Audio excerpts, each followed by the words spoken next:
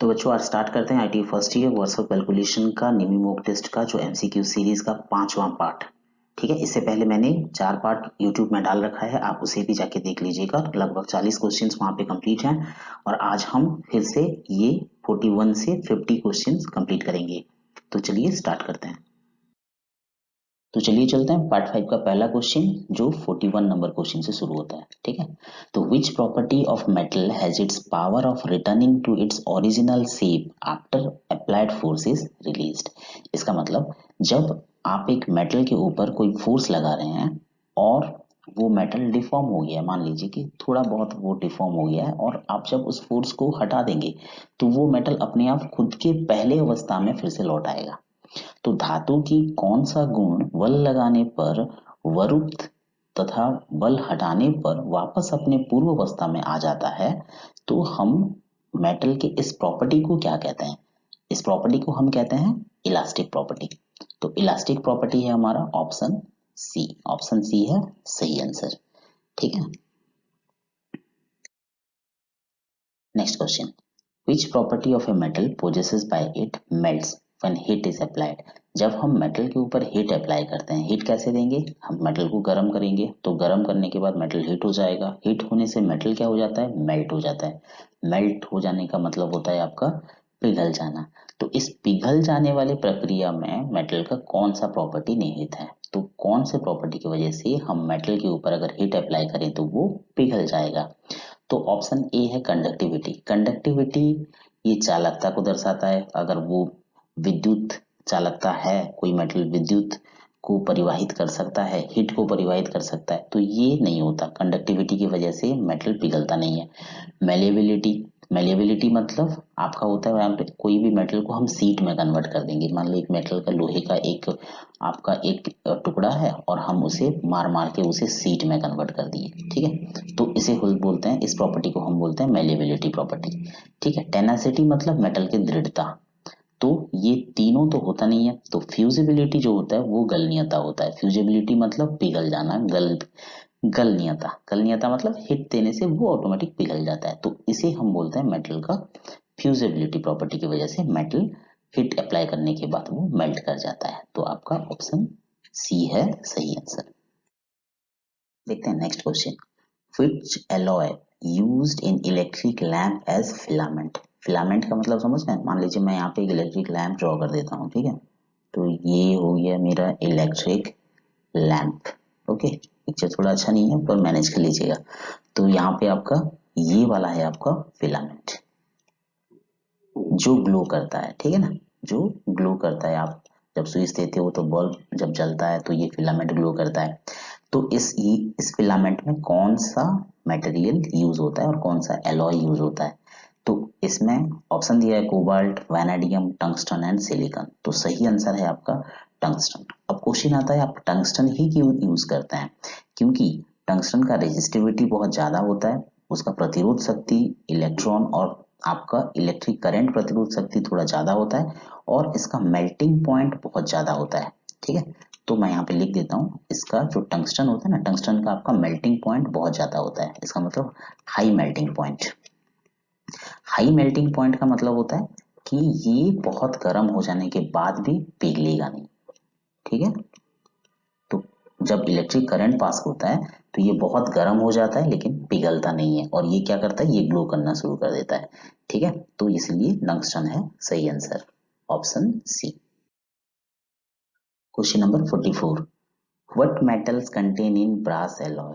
ये क्वेश्चन मैंने क्लियरली समझाया था आपको पार्ट 4 में ये क्वेश्चन आया था। इस क्वेश्चन को मैंने क्लियरली समझाया था, फिर भी मैं ये समझा देता हूँ कि जो ब्रास होता है वो दो धातु को मिलके बना हुआ होता है। तो इसमें क्वेश्चन में आपको पूछा है कि ब्रास एलॉय में कौन से दो धातु के मिश्रण से आपका ब्रास एलॉय बनता है। तो यहाँ पे जो ब्रास एलॉय है वो आपका कॉपर और जिंक से बनता है। ऑप्शन सी है सही आंसर। लेकिन रुकिए, और एक चीज है, अगर आपको क्वेश्चन में ब्रोंज दे दिया, तो अगर आपको क्वेश्चन में ब्रोंज दिया, मैंने वहां पे बोला था फिर भी यहाँ पे थोड़ा बोल देता हूँ। ठीक है, आपको क्वेश्चन में अगर ब्रोंज दिया, ब्रोंज किस किस से बना है? तो ब्रोंज बना है आपका कॉपर प्लस आपका टीन से बना है। ठीक है, और आपका जो ब्रास है वो आपका कॉपर और जिंक से बना है। तो यहाँ पे क्वेश्चन में हमें मांगा है ब्रास, तो हमारा ऑप्शन सी है यहाँ पे सही आंसर। अगर ब्रोंज बोला होता तो ऑप्शन डी होता सही आंसर। ठीक है, तो option C copper plus zinc.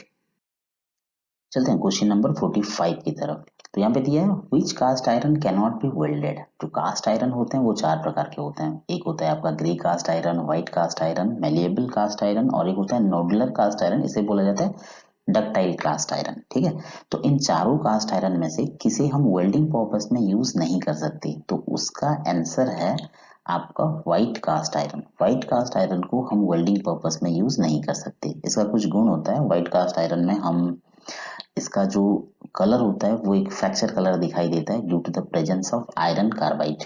इसके अंदर आयरन कार्बाइड प्रेजेंट होते हैं, आयरन कार्बाइड। ठीक है, और ये बहुत ही हार्ड तो होता है, इसके अंदर वायर रेजिस्टेंस होता है। वायर रेजिस्टेंस का मतलब आप समझ रहे हैं, वायर रेजिस्टेंस का मतलब होता है ये आपका घर्षण प्रतिरोध शक्ति इसके अंदर बहुत ज्यादा होती है, लेकिन ये ब्रिटिल होता है। ब्रिटिल का मतलब होता है आपका फोर्स अप्लाई करने पर, मतलब ये हार्ड होता है पर फोर्स अप्लाई करने पर ये टूट जाएगा, मतलब ये इसमें फ्रैक्चर आ जाएंगे, ये टूट जाएगा। तो जब ये टूट जाता है तो इसीलिए हम इसे वेल्डिंग पर्पस के लिए यूज नहीं कर सकते। तो यहाँ पे किस कास्ट आयरन को हम वेल्डिंग पर्पस के लिए यूज नहीं कर सकते, वो होगा हमारा व्हाइट कास्ट आयरन। ठीक है, आशा करता हूँ अच्छा लगा होगा, समझ में आ गया होगा। ओके, तो देखते हैं question number 46। Which metal cannot be forged? मतलब इनमें से कौन सी धातु को फॉर्ज नहीं किया जा सकता। तो फॉर्ज क्या होता है, फॉर्ज होता है एक प्रोसेस होता है। तो इस प्रोसेस के तहत हम क्या करते हैं, हम मेटल को डिफरेंट शेप देते हैं। जैसे कि हम उसके ऊपर हैमरिंग किए, उसके ऊपर हम लोहे से प्रहार किए, ठीक है, और उसके ऊपर हम प्रेसिंग करके उसे डिफरेंट शेप में देने की कोशिश करेंगे, उसका स्ट्रक्चर चेंज करने की कोशिश करेंगे। नहीं तो उसके ऊपर रोलिंग कर देंगे तो उसका शेप चेंज हो जाएगा, तो इसे कहा जाता है फॉर्ज। ये एक प्रोसेस होता है जब मेटल का स्ट्रक्चर में हम चेंज करते हैं। तो इनमें से कौन से मेटल में हम फॉर्ज प्रोसेसिंग नहीं यूज कर सकते, जो प्रोसेस होता है फॉर्ज का हम यूज नहीं कर सकते। तो alloy steel, mild steel, steel, cast iron. तो स्टील में डक्टाइल प्रॉपर्टी और मेलिएबल प्रॉपर्टी होता है, तो इसी वजह से हम स्टील में फोर्जिंग कर सकते हैं। इलास्टिसिटी प्रॉपर्टी स्टील का अच्छा होता है, प्लास्टिसिटी प्रॉपर्टी भी सही है, लेकिन कास्ट आयरन जो होता है उसमें ब्रिटलनेस रहता है। तो ये कास्ट आयरन होता है आपका ब्रिटलनेस, तो ये होता है ब्रिटल। ब्रिटल मतलब हार्ड होने के बावजूद भी आप इसके ऊपर अगर हैमर से या रोलिंग करने की कोशिश करोगे तो ये एक एक करके टूट के बिखर जाएंगे। तो इसीलिए फोर्जिंग में ये हम यूज नहीं कर सकते कास्ट आयरन। ऑप्शन डी है सही आंसर। तो question number 47। Which metal is widely used for making casting of machinery part? तो मशीनरी भागों में की ढलाई बनाने के लिए किस धातु का व्यापक रूप से उपयोग किया जाता है। इन चारों धातु में से हम जो मशीनरी पार्ट में ढलाई करने के लिए किस धातु को यूज करते हैं बहुत ही व्यापक रूप से और बहुत ही ज्यादा। तो ऑप्शन ए है हमारा ग्रे कास्ट आयरन, तो हम इसे ही यूज करते हैं। तो ग्रे कास्ट आयरन को हम मशीनरी पार्ट के कास्टिंग में, making casting of machinery part में हम यूज करते हैं। तो हमारा ऑप्शन ए है सही answer, grey cast iron. Question number 48। Which furnace is used to get pig iron from iron ore. जो आयरन ओर होता है उसे पिघला के, उसे किस भट्टी में, जिस भट्टी में हम उसे पिघला के हम पिग आयरन निकालते हैं, कहां से, आयरन ओर से। जो अभी अभी निकला है आपका खदान से जो ओर निकला है, तो उस ओर को, आयरन का ओर को हम जिस भट्टी में डालते हैं और हम जो पिग आयरन निकालते हैं, तो वो आयरन के भट्टी को हम क्या कहते हैं, तो वो आयरन के भट्टी को हम बोलते हैं ब्लास्ट फर्नेस। ऑप्शन सी है सही आंसर। ठीक है, next question. What is the name of the furnace to obtain cast iron. अब हम कास्ट आयरन पाने के लिए जिस फर्नेस का यूज करते हैं हम उसे, और जिस भट्टी का यूज करते हैं हम उस फर्नेस को क्या कहते हैं। Mild steel, steel river battery, alloy steel, electric furnace और क्यूपोला। तो हम उसे बोलते हैं क्यूपोला, ये याद रखिएगा। कास्ट आयरन निकालने के लिए हम जिस भट्टी का और जिस फर्नेस का यूज करते हैं हम उसे बोलते हैं क्यूपोला, और हम आयरन ओर से पिग आयरन निकालने के लिए जिसे यूज करते हैं उसे कहते हैं ब्लास्ट फर्नेस। ठीक है, तो ये पहले वाले क्वेश्चन 48 वाले या 47 वाले क्वेश्चन में था ब्लास्ट फर्नेस का ऑप्शन, और यहाँ पे कास्ट आयरन निकालने की बात हो रही है तो यहाँ पे इसे हम बोलते हैं क्यूपोला, जिस फर्नेस को। ठीक है, तो question number 50, what is the other name of low carbon steel? जो लो कार्बन स्टील का दूसरा नाम क्या है? तो लो कार्बन स्टील में कुछ स्मॉल अमाउंट ऑफ कार्बन रहता है। ठीक है, तो यहाँ पे स्मॉल अमाउंट ऑफ कार्बन रहता है आपका लो कार्बन स्टील में। कितना रहता है आपका? 0.05% से लेकर आपका रहता है 0.3% तक।